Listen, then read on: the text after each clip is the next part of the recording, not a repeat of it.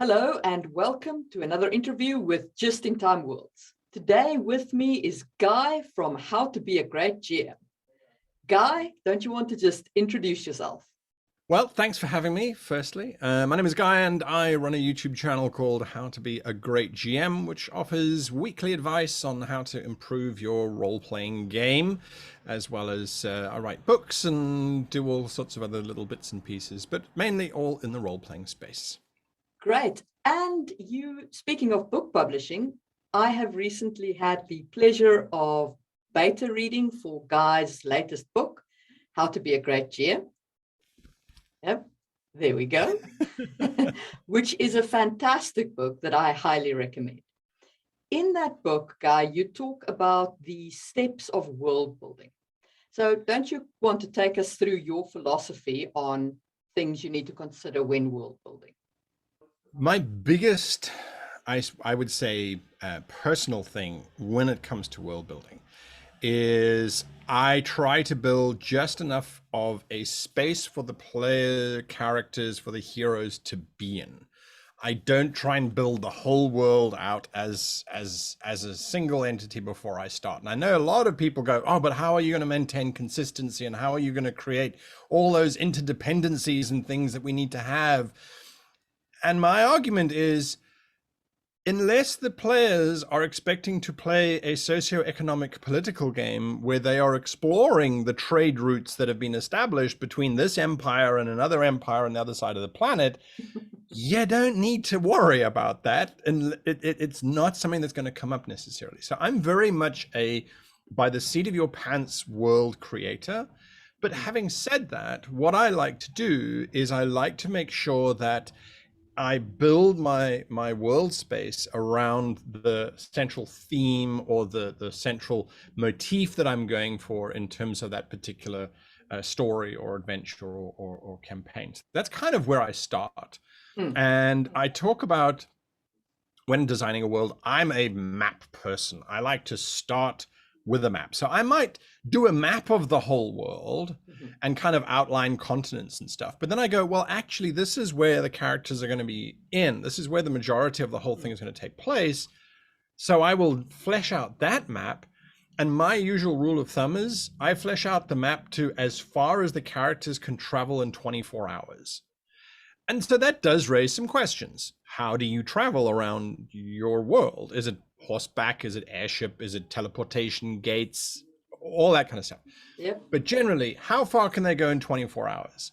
Because if they sit down and they start playing and within 24 hours they've got to the edge of your map, that's bad planning on your behalf. You should delay them with encounters and interesting things within the space that you have planned out, knowing that they want to leave. And then in the next period, you then design that next section and you keep going out from that perspective. But the reason why I don't like to design the whole world first is because I very much like to explore the world that my people are in, that my heroes are in. And I can't do that if I've already created it. So if I've got the heroes and they're doing something and they find an ancient relic, which I've just made up on the fly because I didn't plan on them going to this dungeon or to go here or whatever. They find this ancient relic. And I want it to be mysterious and to feel like it's got lots of history embedded into it. I might allow them to do some research and discover that this is a sword that was wielded by a mad king from an ancient empire that lasted 1,000 years and disappeared 500 years ago. And it comes from the far, far west. Yeah. That kingdom doesn't exist. Nope. But now it does. And it only really needs to exist if the players go, hey, that's really cool, we should go there. But if the players go, yeah, all right, I sell the sword at the first vendor for 5 gold and we move on, then you go, yep, that kingdom no longer exists and I can forget all about it. I don't need to worry about it. Anyway, I mean, so that in a nutshell is my approach, which I know a lot of people go, no, you should plan everything. I don't know. I find that doing a lot of pre-planning in a campaign is actually a little bit limiting in terms of where you want to go. That being said, I have pre-planned some things, but they were generally for bigger consumption, like for our live action role-playing game. Of course, we had the massive planning.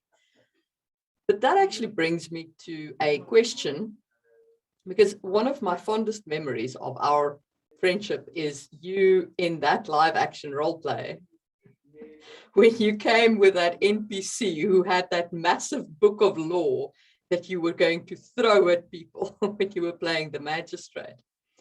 And right. that book of law had not existed in the in-game lore until you as a player arrived with it. And I think that sometimes we undervalue as GMs the collaborative effort behind role-playing with your players and world building with your players. Absolutely. Absolutely. If I will do this often, is a player will arrive and say, oh, I want to play a three-legged, five-toed, weird kind of thing that I read about here, or I will look at that, and provided that that kind of is balanced within everything, I will say, all right, let's choose an island in this archipelago that I haven't drawn or mapped out yet. That's where you're from. Now you tell me, what's the culture like? What's the this like? And there is a limit in terms of their creativity, the player's creativity and your creativity. You have to find common ground, and there has to be respect that it is ultimately your world. But I feel exactly as you say, it is drawing on that. And the principal reason is that then becomes something that they've created. So they're now investing in your space for free, and they're giving you additional stuff that you can add in, and you're going, well, that's really cool. It is really, really awesome. Does that mean that suddenly your entire world economy changes or the dynamics change? No, it just means that now when they're walking through the market, you might throw in, oh, you see a vendor who has 3 legs and 5 toes from that island archipelago. And when you walk over to them, they go, I've just arrived. This is my first time in your new city as a trader. Well, that's amazing. But it also happened. It really did. And what I love is when you look at history, I remember being taught that the ancient Egyptians, they traded within Egypt, and maybe they got as far as this area or as this area. And then 30 years later, they open up an Egyptian tomb and they find cocaine on the Egyptian mummies. And they're like, well, that comes from South America. How do we deal with that one now? Or they find silk that comes from central China in the Egyptian tombs. And they go, okay, so they did actually have bigger trade networks. It was just maybe very rare, or it was uncommon, or it was this, or it was that. So we're redefining our own world as we are in it. So our own fantasy worlds or sci-fi worlds should be equally as dynamic, I think. Absolutely. Now, one of the topics in your book is about the different styles of GM, going from the narrator, the rules guy, etc. And as a world builder, I feel that it's sometimes important to also have styles of world building to fit styles of campaign. You wouldn't want to try and run an epic style campaign in a satire world. So how do you see those kinds of styles working with world building elements? Yes, you're absolutely right in terms of looking at your own personal style, the style of game that you're going to run, and then saying, okay, what does the world need to do in order to support that? So I firmly believe if you are a simulationist type GM, so you want to sit back and you are not personally investing in the outcomes, you are using established rules and laws and the die rolls and that sort of thing, then yes, your world needs to be far more, I would say, planned in terms of auto running itself. On the other hand, if you are much more interested in just having this epic comedic kind of Monty Python type of thing, then you can go crazy and just suddenly add in giant bunnies that hop this far and that sort of thing, and no one is going to really mind. And I think a very good example of this kind of world building evolution to a degree is Terry Pratchett's Discworld, which when you first start reading it has a very medieval kind of feel to it, but over time it evolves and changes subtly, and I think in a very, very well done way, to having steam trains and telegraph towers, basically, although it's a sort of a medieval equivalent, a postal system, etc., etc., etc. But again, that was in response to kind of the narratives and the stories that were coming out from that space that basically he was creating for his characters and things. So absolutely, your world should support you and should inspire you as the game master to run a game and almost be in the background. So that is something that I talk about in the book quite a lot, is on creating constraints for yourself. And those constraints come from your world. So if your world, if you know that this particular kingdom has this particular judiciary system and it has this particular way of handling traitors and things, that's a constraint that you're creating for yourself, so that you don't really have to worry about it when the characters arrive, and that you're not thinking, oh, what should be happening? The police force or the guards will behave in a certain way because that's the law that you have kind of created. Again, though, it's not about, okay, now I have to write the law of each nation. No, that's not what I'm saying. In broad strokes, if thematically this kingdom or this area is going to be a grim dark space, then you know the laws need to be skewed towards a much more severe outcome. This is not where you get a fine or 3 days in prison. This is where you get something cut off, or something much more serious. So the constraint is your theme in that space. Looking at your GM style, that gives you constraints as well. And appreciating those constraints, again, it helps refine so that you're not trying to come up with stuff. You're not presented with an infinity of options. You are presented with a limited amount of options, which actually allows you to choose. Because if you have an infinite number of options, well, which one do you choose? You have no idea. So that's what I kind of look for, is saying, okay, yes, this is my GM style. This is my world. This is my theme. These are all narrowing down my options. And it's not a negative to go, oh, well, I've only got limited options. Because you can always say, okay, well, the option would be that the characters should all die because the lore of this darkly themed kingdom is that. Yeah. That's fine. But remember, there is nothing wrong with having a brother of the king who really just wants to take over the empire and is quite happy to take these probably capable individuals, and instead of them going to the gallows, offering them a deal to assassinate the king and then get released. You can introduce that chaos to overcome your constraints. But if you didn't have those constraints in the first place, you wouldn't have to think out of the box and figure out that the king has a brother who wants to have him assassinated, and so we'll let the players go free. What that's done is that constraint system has given you a whole new adventure, and it has allowed you to follow the rules that you've created for yourself. They're arrested and they're going to die. Here's an adventure option for them, and then they can start going on that adventure. So that I think is really important from that perspective. I especially agree on the constraints topic, because so often one sees these faux medieval worlds, which is fine, but if you're going to be in that time period, you can't also have people having modern sensibilities when it comes to things like the homeless. Medieval people didn't care about the homeless. Like they didn't have the energy to do so. So yes, it wasn't a case of I value you as a human being and you might contribute to society. It was just a case of tough luck. Yeah. I'm reading a wonderful series at the moment by Simon Scarrow, which is set in the Roman time period. And I think he does it really well, is that it is, I don't know how many novels he's written. I think he's on like novel 20 or 22 with the same two heroes.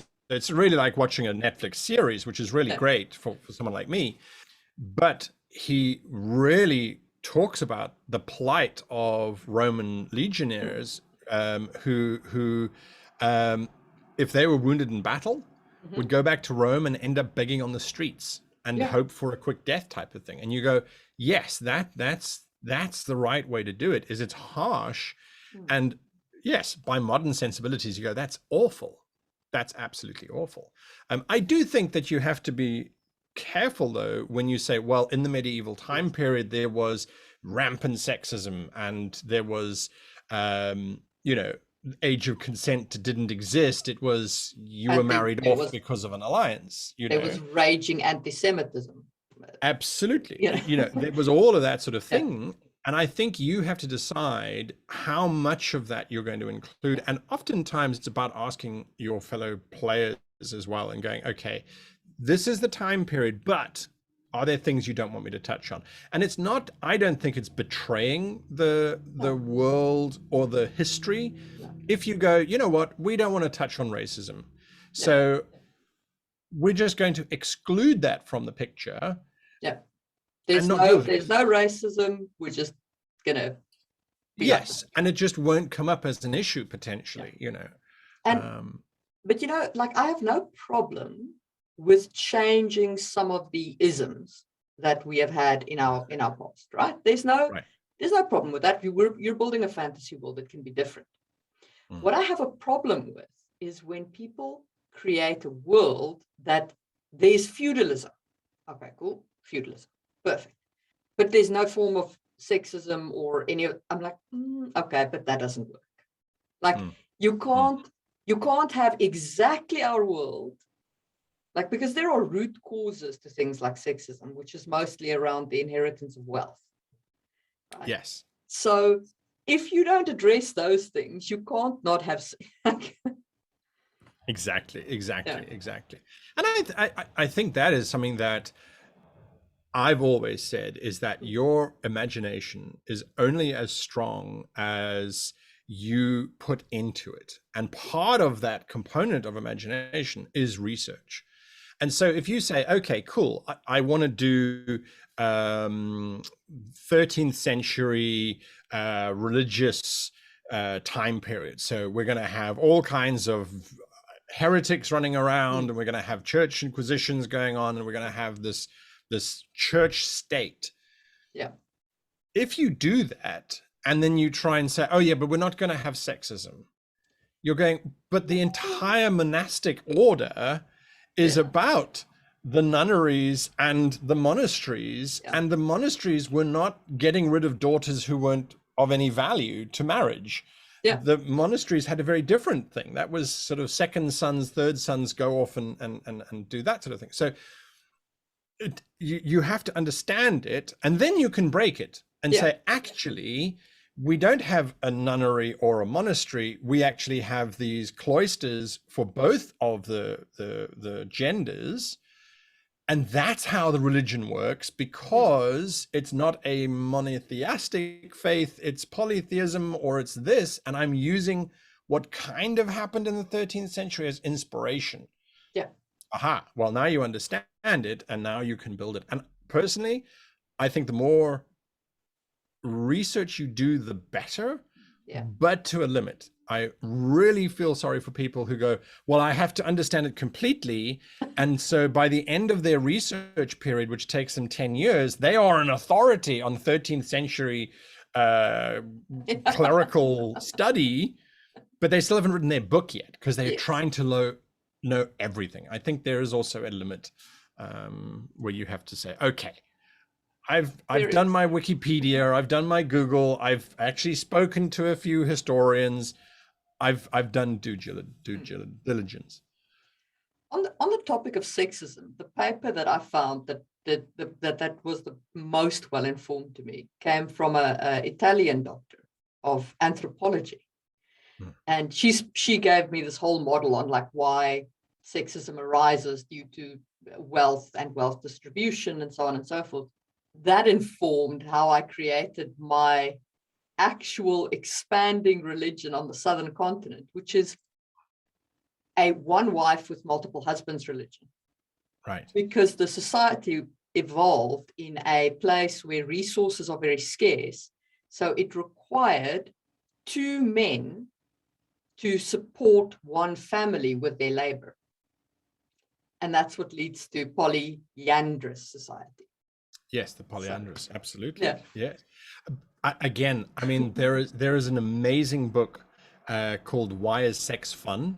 Yeah. I want to say it's by Jared Diamond, but I could be mistaken. He's just my Mm. go-to anthropologist from that perspective. And there are, when you look at it, our world is so rich. I mean, there are tribes in the Amazon Mm. where every year all of the women go into the middle of the village, Mhm. and all of the men just choose one, and that's their wife for the year. And then the following year, you can't choose the same person again. Yeah. And they did that to completely avoid jealousy and Yeah. to avoid possessiveness, because you will get a turn. Mm. I suppose you just hope to get a turn earlier on, or I don't know. I mean, it's an See, interesting one. the interesting thing about that kind of model is what it means for how your society views wealth, because Right. you cannot know whose genes are being passed along except by the women. So either Yes. your wealth is all passing through the female line, Mm. like the Irish used to do, the Celts had that, right? So the man's wealth would go to his nephews because he knows that his sister has the same bloodlines as he does. Yes. So that's how your wealth would run to it. So either the wealth's all passing through the female lines, or the wealth is communally held, and it doesn't matter whose children it is. Mm. Mm. And if you then adapt your wealth model to that kind of sex model, then you're golden. Absolutely, absolutely. Yeah. It's remarkable. And then the native Plains Indians, I forget which particular Plains Indians it was. There the woman had power to divorce. And the divorce process was to throw the husband out of her teepee, spit on the ground, and break a stick. And that represented the end of the relationship, and it was done. And you go, okay, so there are lots of models that we can look at. Add that to your collective, look at it from where does the money come from, because that's how society works. Yeah. And then off you go. Yeah. Like we today have a different view of marriage, but when marriage evolved, it was basically about where does the wealth go, where does the inheritance go. Yeah. So. And the whole of Europe is based around well, not the whole of Europe, but the majority of Europe is based around those marriages and marrying off to get influence or to gain prestige or to gain dowries or inheritance. And I mean, that happens. We know of dowries, monetary exchange sort of thing in Africa. Of course, it's a very popular sort of custom. Same in India. And that has huge ramifications as well. And that's just one little aspect. So I guess one of the other things about world building would be to choose what aspect are you going to explore, to begin with anyway, and to look at what are the opportunities there.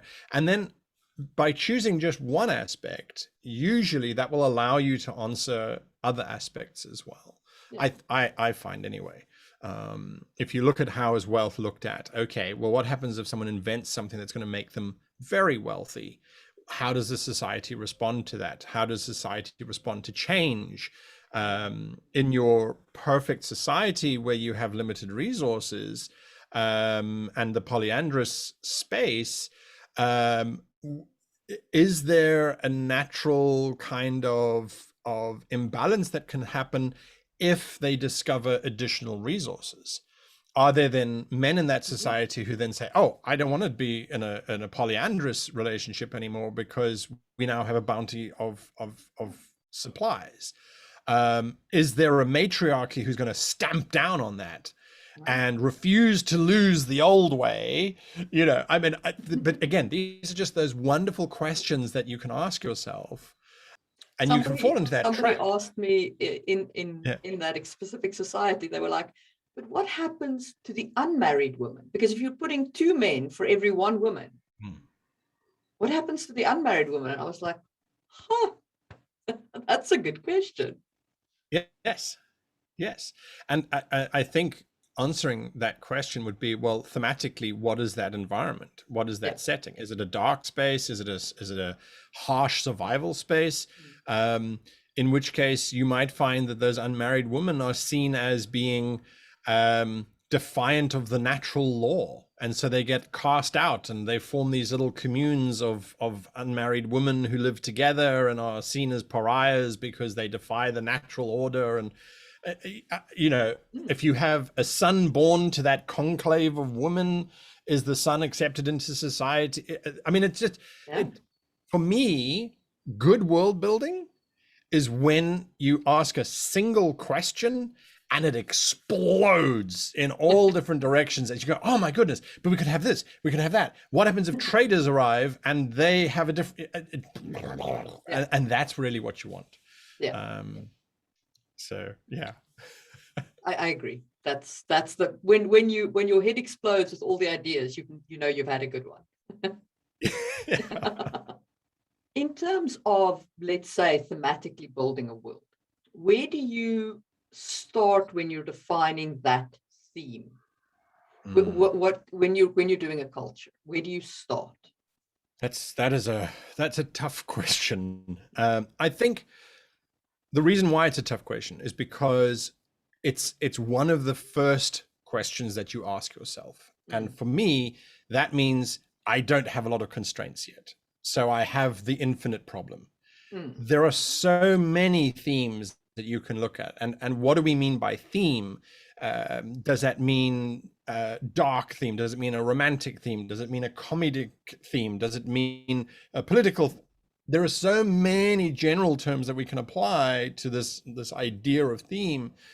You need to start somewhere. And I think that whenever I start creating a space, a world, I initially will create it because I've gone, what if this happened? What if that was a reality? What if this was reality? What sort of theme can I look at? Choosing a theme for your world is, for me, it's a very big step because it is the first step that you're taking so you have infinite options. What is my theme? How do I choose a theme? How do I know what theme is going to be interesting versus what theme is not going to be interesting? I think that's more about knowing yourself as a person. And as much as I wish I could say that we as people can adapt to different themes and we can write different themes, I'm not so sure we can. I think that you as a person, you have certain themes that you like, and you will naturally be better at expressing those themes than other themes. I can't help but put comedy into stuff. I cannot. I've tried to be. I'm going to do a serious Lord of the Rings type of setting or adventure. And my players are like, yes, we will do Lord of the Rings. And we're all concentrated and we're all focused on that. And then I notice that there's an opportunity for a little joke that the merchant can drop in there. And I go, well, that's just who I am. And when I drop that joke, my players laugh at it because thankfully it's funny or it kind of works and it breaks the tension.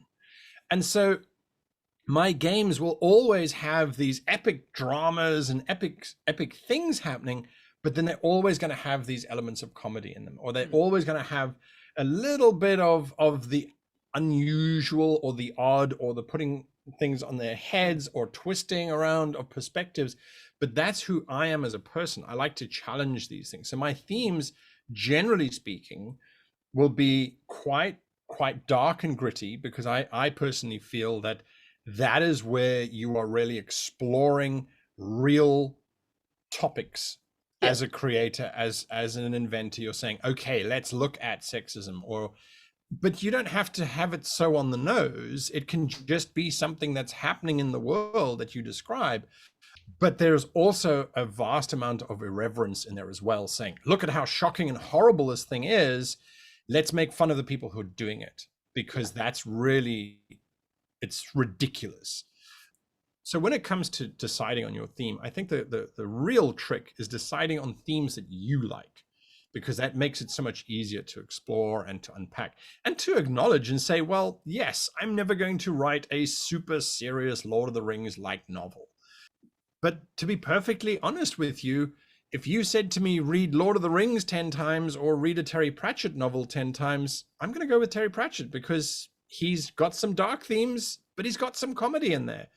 And that ticks all my boxes. So choosing a theme. I don't think I could stomach reading Tom Bombadil. Yeah. I don't know. Anyway, but exactly. So choosing your theme is about, I think, personal choice in terms of what you like. If you're going to try and write outside of that theme, or if you're going to try and create outside of that theme, I think you have to then immerse yourself in different themes. So like if you want to go with a noir kind of space, it really is about deep diving into those noir kind of books and things, and then constantly stepping back and checking that you are still on theme, because there's nothing worse than starting with one theme that you really want to try, but by halfway through you've kind of forgotten about that original theme and you've just sort of fallen back to your own personal themes. So you've got to check yourself against that. So I think when you choose your theme for your world, choose something that's going to work for you. And if you're choosing something different, if you're trying to stretch yourself and go in a different direction, then just make sure to consciously come back and check against that, going, okay, am I doing what I originally said I was going to do? And correcting as necessary. You said a very interesting thing there, not just the correcting yourself, which I think is a very pertinent point, but also the immersion in that kind of theme, which speaks to me to many people say, oh, but that's such a trope, don't do that. Yes, but it's a trope for a reason. Yes. You know, you can't break a trope if you don't understand it, and you shouldn't break a trope if you have no respect for it. If you have no respect for it, just ignore it. But absolutely agree. You cannot, in my opinion, like doing a noir theme in a, I don't know, a faux Dark Ages world with swords.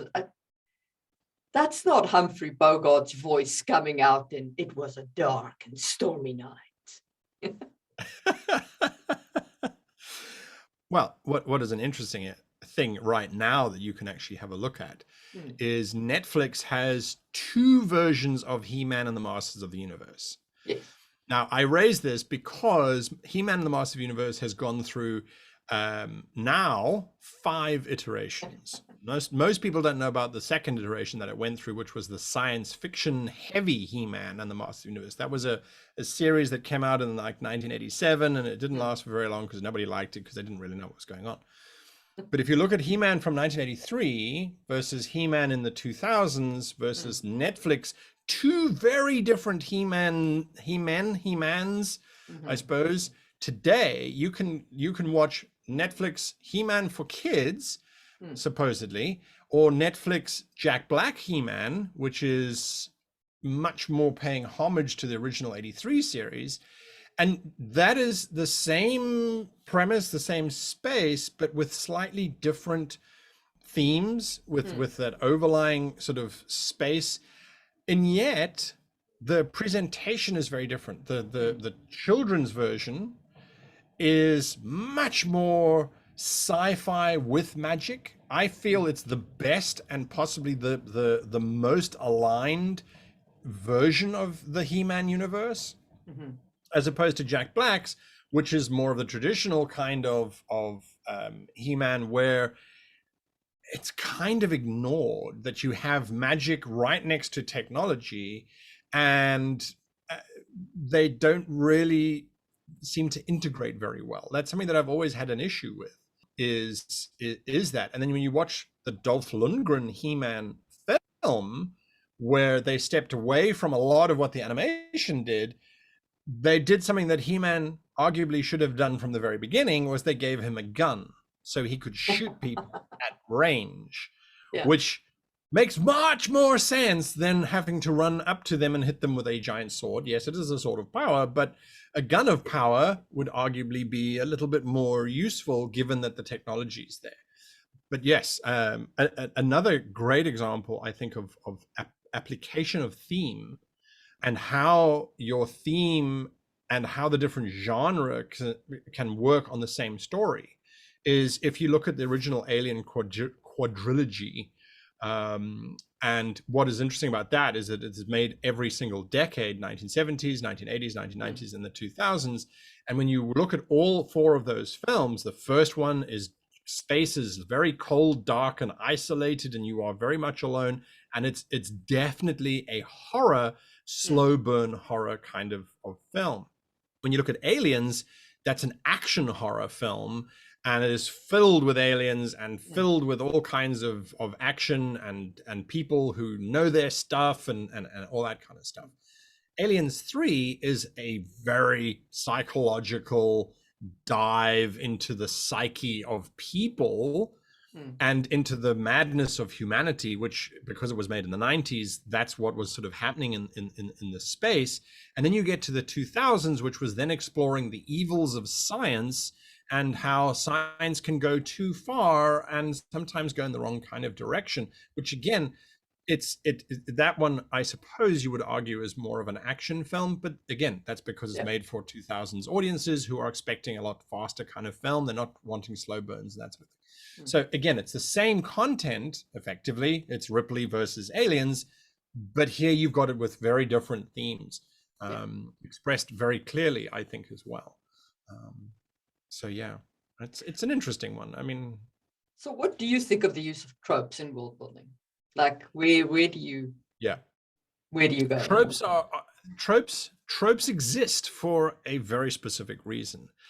And the idea of a trope is, instead of looking at it as this bad thing that you have to avoid because you must be a creative person and not reinvent, but invent a whole new way of telling stories, which in 10,000 years we haven't yet achieved. So good luck to you if you are going to do that, and develop a whole new way of telling stories. Rather look at tropes as constraints. So again, going back to my original idea of, you are just creating parameters in which you can operate. So you go, okay, I have this trope. I am going to use this trope, but in my opinion, you can either entrench the trope, so you really reinforce it. The prince will save the princess, and the prince will have blonde hair and be, really capable and the only one in the land who can do it, type of thing. And the princess will fall madly in love with this person who saved her. She's never met them before. And, but that's fine. They came and saved her of all of the people in the kingdom, so I'm going to marry them. You can either enforce it, and I often do that to try and create a point with my audience, is to say, hey, here's a trope, and I'm really enforcing it.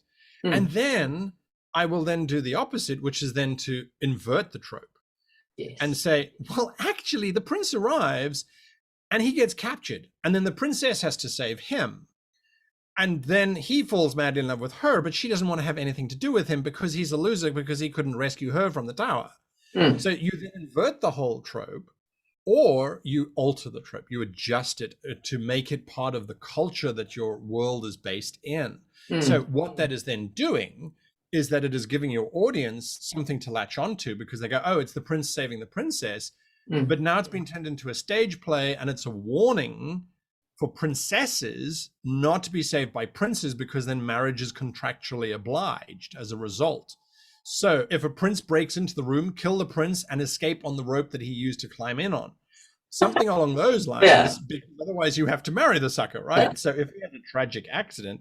So, I mean, it's really about looking at it from those three different angles. How can you entrench it? How can you then subvert it and change it to your own needs? Or how can you alter it so that people understand it, but it's something slightly different, or it's suited to your world? And I think that how great was Shrek's world building in that sense? Exactly right. Exactly. So they did a lot of subverting of those tropes and things. They really, really tried hard. We look at it now and we go, but that's so on the nose. That's so overdone. But when it first came out, it was amazing.